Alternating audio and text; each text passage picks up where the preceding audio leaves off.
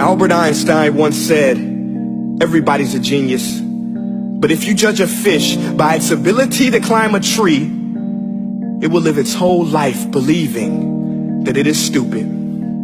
Ladies and gentlemen of the jury, today on trial we have modern day schooling. Glad you could come. Not only does he make fish climb trees, but also makes them climb down and do a 10-mile run. Tell me, school, are you proud of the things you've done? Turning millions of people into robots, do you find that fun? Do you realize how many kids relate to that fish swimming upstream in class, never finding their gifts, thinking they are stupid, believing they are useless? Well, the time has come, no more excuses. I call school to the stand and accuse him of killing creativity, individuality, and being intellectually abusive. He's an ancient institution that has outlived his usage. So, Your Honor, this concludes my opening statement, and if I may present the evidence of my case, I will prove it. Proceed. Exhibit A. Here's a modern day phone. Recognize it? Here's a phone from 150 years ago. Big difference, right? Stay with me. Here's a car from today, and here's a car from 150 years ago. Big difference, right? Well, get this. Here's a classroom of today, and here's a class we used 150 years ago. Now ain't that a shame? In literally more than a century, nothing has changed. Yet you claim to prepare students for the future? But with evidence like that, I must ask, do you prepare students for the future or the past? I did a background check on you and let the record show that you were made to train people to work in factories, which explains why you put students in straight rows, nice and neat, tell them sit still, raise your hand if you want to speak, give them a short break to eat, and for 8 hours a day tell them what to think. Oh, and make them compete to get an A letter which determines product quality, hence grade A of meat. I get it.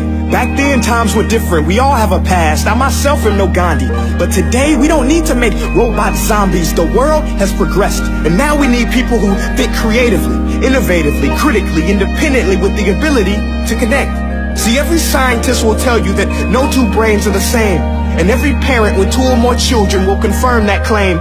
So please explain why you treat students like cookie cutter frames or snapback hats, giving them this one-size-fits-all crap. Watch your language. Sorry, Your Honor, but if a doctor prescribed the exact same medicine to all of his patients, the results will be tragic. So many people will get sick, yet when it comes to school, this is exactly what happens. This educational malpractice, where one teacher stands in front of 20 kids, each one having different strengths, different needs, different gifts, different dreams, and you teach the same thing the same way? That's horrific. Ladies and gentlemen, the defendant should not be acquitted. This may be one of the worst criminal offenses ever to be committed. And let's mention the way you treat your employees. Objection. Overruled. I want to hear this. It's a shame. I mean, teachers have the most important job on the planet, yet they're underpaid? No wonder so many students are short-changed.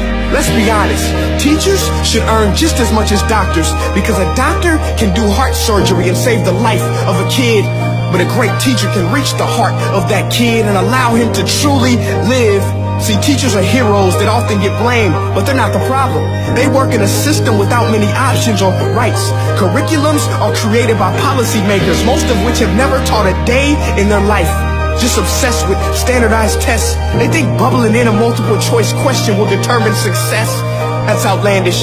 In fact, these tests are too cruel to be used and should be abandoned, but don't take my word for it. Take Frederick J. Kelly, the man who invented standardized testing, who said, and I quote, "These tests are too cruel to be used and should be abandoned." Ladies and gentlemen of the jury, if we continue down this road, the results will be lethal. I don't have much faith in school, but I do have faith in people. And if we can customize healthcare, cars, and Facebook pages, then it is our duty to do the same for education, to upgrade it, change it, do away with school spirit, because that's useless. Unless we're working to bring the spirit out of each and every student, that should be our task. No more Common Core. Instead, let's reach the core of every heart in every class. Sure, math is important, but no more than art or dance. Let's give every gift an equal chance. I know this sounds like a dream, but countries like Finland are doing impressive things. They have shorter school days. Teachers make a decent wage. Homework is non-existent, and they focus on collaboration instead of competition. But here's the kicker, boys and girls. Their educational system outperforms every other country in the world. Other places like Singapore are succeeding rapidly. Schools like Montessori, programs like Khan Academy. There is no single solution, but let's get moving.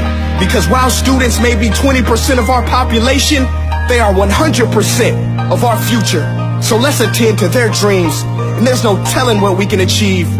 This is a world in which I believe, a world where fish are no longer forced to climb trees. I rest my case.